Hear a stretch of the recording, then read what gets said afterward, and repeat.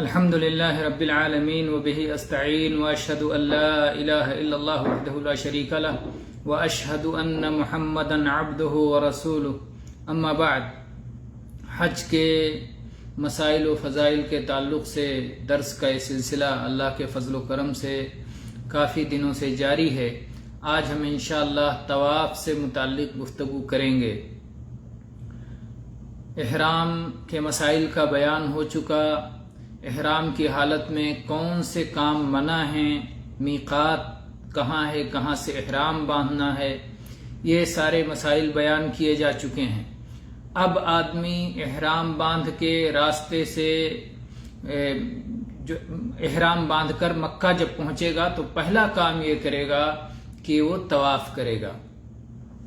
طواف کرنے سے پہلے مکہ جب وہ پہنچے تو طواف کرنے سے پہلے پاکی حاصل کرے، غسل کر کے مکہ میں داخل ہو، وضو کرے، وضو کر کے طواف کرے۔ طواف کے لیے وضو بعض اہل علم نے شرط قرار دیا ہے کہ طواف کے لیے باوضو ہونا چاہیے، اور بعض نے اسے شرط نہیں قرار دیا۔ بہرحال مسئلے پر انشاءاللہ ہم بعد میں آئیں گے۔ ابھی ہم یہ بتائیں آپ کو کہ لغوی طور پر طواف چکر لگانے کو کہتے ہیں، اور شرعی اصطلاح میں جب طواف کا لفظ بولا جاتا ہے تو کعبہ کے چاروں طرف مخصوص انداز میں اللہ کی عبادت کرنے کی خاطر چکر لگانے کا نام طواف ہے، اور یہ مشروع عبادت ہے۔ قرآن پاک میں بھی اس کے دلائل ہیں، اور نبی کریم صلی اللہ علیہ وسلم کی احادیث مبارکہ میں بھی اس کے دلائل موجود ہیں۔ قرآن پاک میں سورہ حج کی آیت نمبر 29 میں اللہ تعالیٰ نے ارشاد فرمایا ثم ليقضوا تفثهم وليوفوا نذورهم وليطوفوا بالبيت العتيق۔ اللہ تعالیٰ نے فرمایا وليطوفوا بالبيت العتيق، اور اس پرانے گھر کا طواف کریں۔ تو یہ حاجیوں کو حکم دیا گیا ہے کہ جب وہ مکہ پہنچ جائیں تو جو بہت سارے کام کرنے ہیں ان میں سے ایک کام کعبہ کا طواف بھی ہے۔ اسی طرح سے سورہ بقرہ کی آیت نمبر 125 میں اللہ تعالیٰ کا یہ ارشاد ہے وَأَحِدْنَا إِلَىٰ إِبْرَاهِيمَ وَإِسْمَاعِيلَ أَن طَهِّرَا بَيْتِيَ لِلطَّائِفِينَ وَالْعَاكِفِينَ وَالرُّكَّعِ السُّجُودِ، اور ہم نے ابراہیم علیہ السلام اور ان کے فرزند اسماعیل علیہ السلام سے یہ عہد لیا کہ ہمارے گھر کو پاک صاف رکھو طواف کرنے والوں کے لیے، اعتکاف کرنے والوں کے لیے، اور رکوع اور سجدہ کرنے والوں کے لیے۔ تو اللہ تعالیٰ نے پہلا گروہ جو ذکر کیا جن کے لیے کعبہ کی صفائی کا انتظام کیا جائے گا وہ طواف کرنے والے لوگ ہیں۔ گویا یہ وہ عبادت ہے، طواف کی عبادت، جو صرف مکہ میں اور کعبہ کے ساتھ ہی پائی جاتی ہے، اور دنیا کے کسی اور گوشے میں یہ عبادت نہیں کی جا سکتی ہے۔ اسی طرح سے سورہ حج کی آیت نمبر 26 میں اللہ تعالیٰ نے فرمایا وَطَهِّرْ بَيْتِيَ لِلطَّائِفِينَ وَالْقَائِمِينَ وَالرُّكَّعِ السُّجُودِ، اور میرے گھر کو پاک رکھو طواف کرنے والوں کے لیے، قیام کرنے والوں کے لیے، اور رکوع اور سجدہ کرنے والوں کے لیے۔ اسی طرح سے احادیث میں جابر رضی اللہ عنہ کی طویل حدیث جس میں انہوں نے رسول اللہ صلی اللہ علیہ وسلم کے حج کا طریقہ بیان کیا ہے، اس میں بتایا حتی اذا اتینا البیت معه استلم الرکن فرمل ثلاثا ومشى اربعا۔ یہ حدیث صحیح مسلم میں 1218 نمبر پر ہے۔ کہتے ہیں جب ہم بیت اللہ کے پاس آئے، نبی کریم صلی اللہ علیہ وسلم نے رکن کا استلام کیا۔ رکن یعنی حجر اسود کو چھوا، جو ایک کونا ہے۔ ارکان اربع، حج کعبہ 4 ارکان پر مشتمل ہے، رکن یمانی اور رکن حجر اسود، اور اس کے بعد میں یمانی کے مقابلے میں رکن شمالی ہے۔ تو بہرحال یا رکن شامی، رکن یمانی اور رکن شامی۔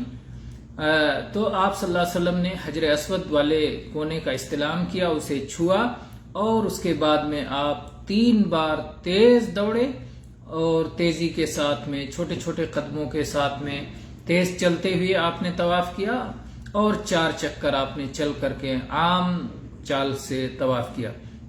اور عبداللہ ابن عمر رضی اللہ عنہما کی حدیث ہے کہ ان رسول اللہ صلی اللہ علیہ وسلم کان اذا طاف فی الحج او العمرہ اول ما يقدم سعى 3 اطواف ومشى 4 ثم سجد سجدتين ثم يطوف بين الصفا والمروہ.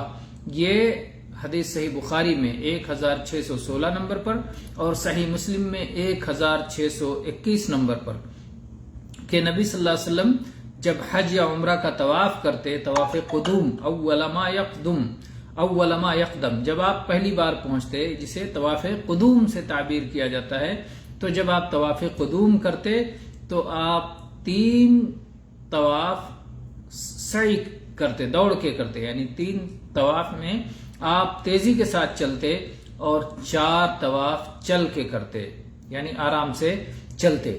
تو شروع کے 3 طواف میں آپ رمل کرتے، تیزی کے ساتھ چلتے، چھوٹے چھوٹے قدموں کے ساتھ میں اور اکڑ کے تیزی کے ساتھ چلتے تھے، اور 3 کے بعد جو 4 باقی ہوتے ہیں، 7 چکروں میں سے باقی 4 چکروں کو آپ صلی اللہ علیہ وسلم چل کے آدھی چال کے ساتھ چلتے تھے. پھر 2 رکعتیں پڑھتے، ثم سجد سجدتین، پھر آپ 2 رکعتیں پڑھتے، اس کے بعد میں صفا اور مروہ کے درمیان سعی فرماتے. اسے بھی طواف سے تعبیر کیا گیا ہے. تو طواف، یہ سعی کا ایک نام طواف بھی ہے. ثم یطوف بین الصفا والمروہ. اسی طرح سے عائشہ رضی اللہ عنہا کی حدیث ہے صحیح بخاری میں 1641 نمبر پر اور صحیح مسلم میں 1235 نمبر پر، کہتی ہیں اول شیء بدأ به حين قدم النبی صلی اللہ علیہ وسلم انه توضأ ثم طاف. سب سے پہلا کام جو نبی کریم صلی اللہ علیہ وسلم نے کیا مکہ پہنچ کر کے، وہ یہ کہ آپ نے وضو فرمایا اور اس کے بعد کعبہ کا طواف کیا. طواف کی فضیلت میں عبداللہ ابن عمر رضی اللہ عنہما سے حدیث مروی ہے جسے امام ترمذی نے روایت کیا ہے 959 نمبر پر، اور اسی طرح سے امام نسائی نے 2919 نمبر پر، امام احمد نے 5701 نمبر پر، اور اسے امام ترمذی نے، امام نے قطان نے حسن قرار دیا ہے. ایسے ہی علامہ احمد شاکر نے حسن قرار دیا ہے، علامہ البانی نے اسے صحیح قرار دیا ہے اس حدیث کو. طواف کی فضیلت میں اللہ کے نبی صلی اللہ علیہ وسلم نے فرمایا من طاف بهذا البيت اسبوعا فاحصاه كان كعتق رقبه لا يدع قدما ولا يرفع اخرى الا حط الله عنه بها خطيئه وكتب له بها حسنه. جب کوئی شخص اس گھر کے 4 چکر لگاتا ہے اور اسے شمار کر کے مکمل کرتا ہے تو گویا ایک غلام کے آزاد کرنے کا ثواب حاصل ہوتا ہے. اور وہ جب بھی کوئی قدم رکھتا ہے یا کوئی قدم اٹھاتا ہے تو اللہ تعالیٰ اس کے لیے نیکی لکھتا ہے اور اس کے گناہوں کو معاف فرماتا ہے.